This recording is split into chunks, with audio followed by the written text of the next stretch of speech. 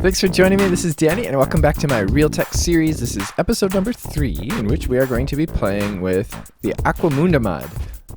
So the Aqua Munda mod is a ImmersiveCraft add-on that is basically all about water.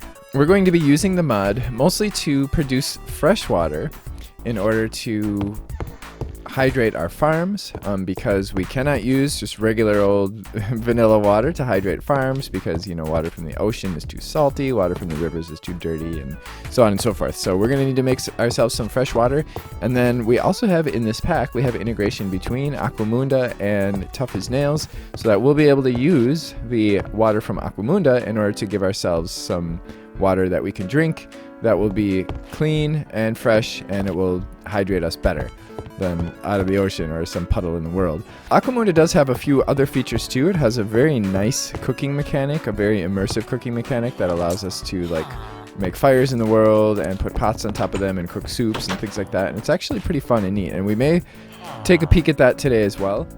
There are 2 ways that we can get fresh water. One is by collecting rainwater when it rains, and the other is by just taking some dirty old water from the world and cleaning it up using a desalination boiler, and then piping that into a desalination tank. So to get started, we're obviously going to need those 2 things. We're going to need a few tanks, and we're going to need some hoses, which are kind of like the pipes of the mod. So I actually already made a few tanks. I've got 4 of them here. I'll make a 5th one, but this is how we make them. You use those rocks. If you don't have enough rocks, which I don't know why you wouldn't because they're everywhere, but if you don't, you can always make them from cobblestone as well. If we look in our Akashic Tome, we will see that there are a number of books for this mod too. We have the Aqua Munda manual, which is basically going to tell us all about the fresh water and farmlands and some blocks that the the mod has, like the hose and the desalination evaporator and the sprinkler tanks, blah blah blah. You can take a look at this. The grindstone grinds wheat into flour. So yeah, those are some things in there. And then you can see there are a few other books with this mod as well. We have the cutting board manual, which shows us how to cut up some vegetables and stuff on the cutting board. We have a cooker manual, which shows us how to like make soups and stuff. And then the grindstone manual, which we use to grind things up. And it also has a little book stand where we can place these in the world, which is actually kind of neat. And that's a part of ImmersiveCraft. Shh, it's a deer. Been out exploring, trying to find some green dye. And it's proving to be very difficult to find. But I found a deer and some other interesting stuff. Cotton, copper. I found a copper cluster over there. Oh, man. I finally found one. Oh my gosh, you have no idea. Hours. I've been exploring for hours. I found a lot of cool stuff, so it was kind of fun exploring, but wow, I was just seeing the same biomes over and over and over again, and then finally I've been following the ocean mostly, and what's this? Bauxite. Oh, nice. Aluminum.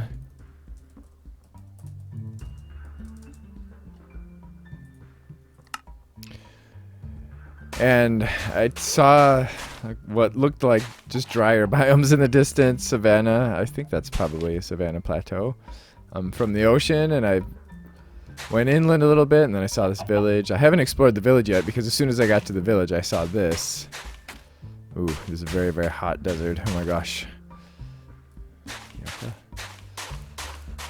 But I'm just going to grab a couple of these, and we are going to get out of here and go home. And we are far from home, so it's going to take a long time. Yeah, I can finally make a hose. Boy, that was a lot of work. Okay, there's a desalination boiler, and our desalination tank. So the easiest way to get some water is just to place a tank out in the world. Right? So the next time it rains, this tank is going to get full of water.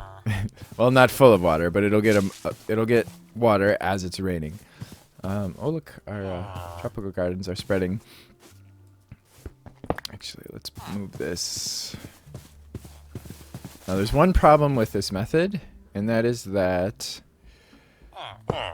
No, we'll put it there. For one, it's slow. Of course, you're relying on the rain, and the rain only comes every once in a while. And the other problem is that water in this bucket will evaporate over time. So when the sun is out during the day, water will evaporate. It'll evaporate very slowly, but it will evaporate nonetheless.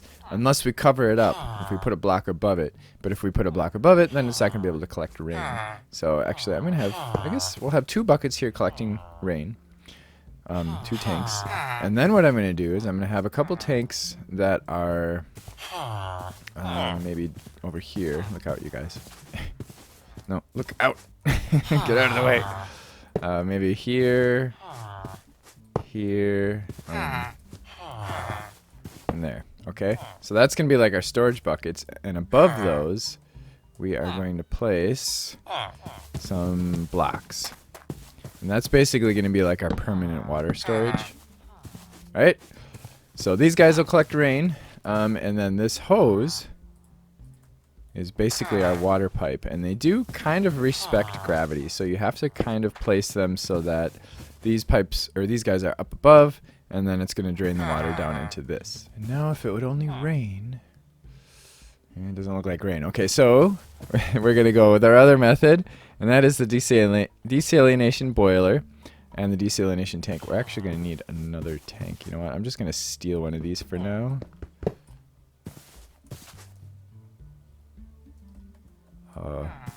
Those things seem to fly really far. I don't know what's up with that. But okay, so what we're going to do is we're going to set up a desalination boiler. And this guy is basically going to cause water to evaporate, and we want to get water into this guy, so we're going to put a tank. I guess I'll put it up there so that we can use the gravity thing. And we're just going to pump that tank full of water. But before we do that, we're also going to set up a desalination tank that is going to basically take the evaporated water out of the boiler and fill itself up. So I think I'm going to make an infinite water supply over there, because we are going to be manually filling up this tank. And of course, this is dirty water. It's just regular old dirty Minecraft water, so it's not water that we're going to be able to use until we put it in this tank. And actually,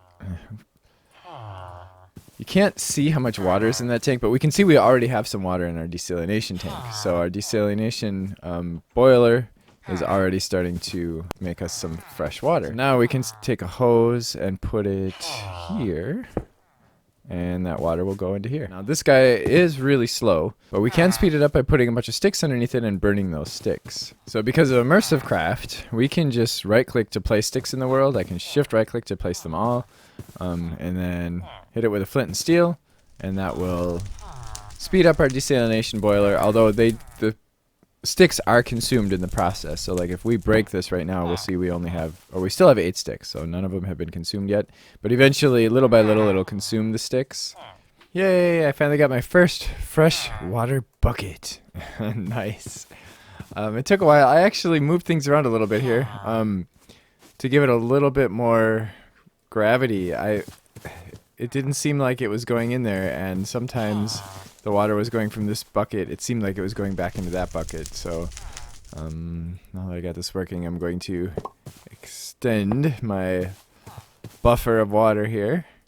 So now that we have a fresh water bucket, we can place this by our crops.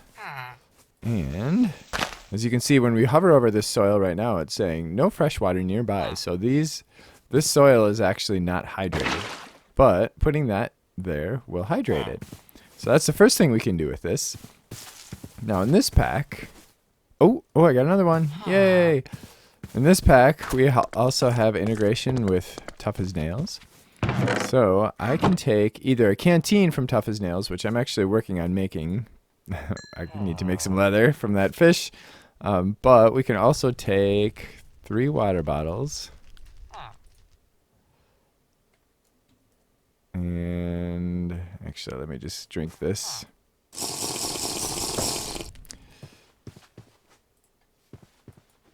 Put them in a crafting grid with a fresh water bucket, and that is going to give us purified water bottles, which don't stack,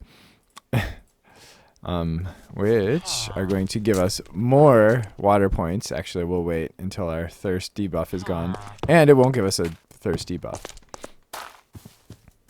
And we'll be able to make it, use it to make juices from tough as nails as well. I'm gonna put a hose here too. Okay, so now if it rains, this thing will collect water and add to our buffer here. So with tough as nails, normally that water we were drinking before was giving us 1.5 little droplets, and this is going to give us 3 droplets. 3 full droplets, so twice as much water from each bottle, and plus we don't get that debuff. So now that we have a source of water, we can spray our crops with a sprinkler. And to do that, we're going to actually, let's just disconnect that for now and break a couple blocks here. And I'm just going to run the hose from our freshwater source over to our sprinkler. There we go. So we get these little water particle effects, and it's going to be accelerating the growth of our crops. Hooray! And do keep in mind, this does consume water. It does consume the, wow, look at this. Holy crap. Does a pretty good job, but it does consume fresh water. So eventually we'll probably run out of water, especially since this isn't automated. And our desalination boiler is pretty slow because it's not being heated at the moment. But wow, yeah, that's nice. Look at that. Now if we look at the moistness of our soil that was near the sprinkler, we'll see that it is at 80%. And the longer we let it run, the more moist it will become. Yeah, I've got an empty canteen now. So now I can get a bucket of fresh water.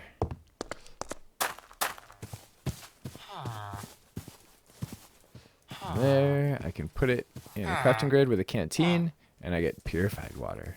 Hooray! And I get the bucket back.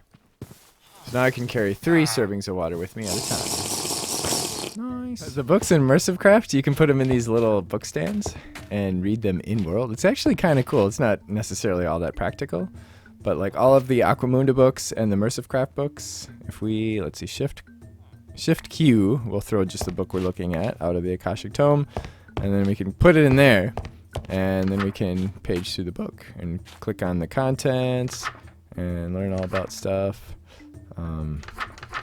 So we're going to do a little bit of cooking because that's one of the things that Aqua Munda lets us do, and since we have some nice fresh water, we have cutting boards so we can chop vegetables and stuff on them, and we have a cooker that allows us to cook some vegetables and make some soups, and then we have this grindstone that allows us to make flours that we can use to make breads and stuff like that. And we can even make bone meal. We can get 5 bone meal out of a single bone. And we can grind up our glowstone blocks, blaze powder. Oh, we get 3. Oh, that's nice. That's good to know. Okay, we're ready to cook. I've got everything we need here. Got a carrot, a mushroom. Let's throw a beet on there too. Why not? Wait, where did I put it there? Okay. 10. Oh, put them all in there. All right, whatever. I grab my knife. Oh, there we go. So I got myself some chopped vegetables. Ooh, I got 2 of them.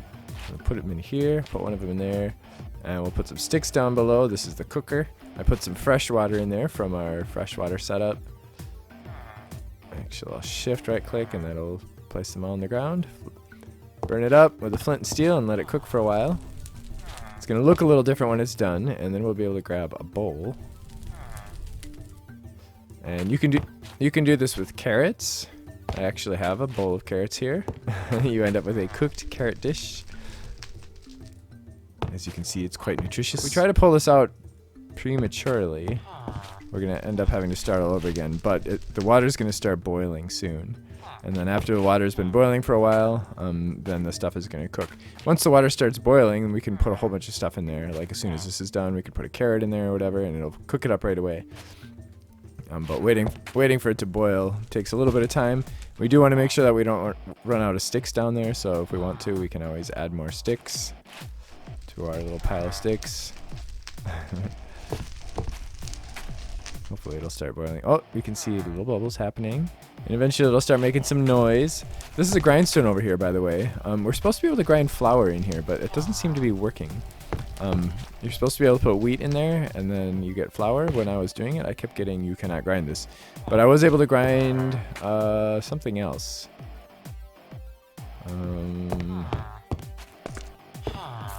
There's a few other grinding recipes that you can do. Let's do one just so that we can see how it works. And then I'll have to report the bug with the thing. We can get glowstone, blaze powder. We can get flint. We actually can get 2 flint from a piece of gravel, which is kind of nice. Just to demonstrate how the grinder works, I'll grab a piece of gravel.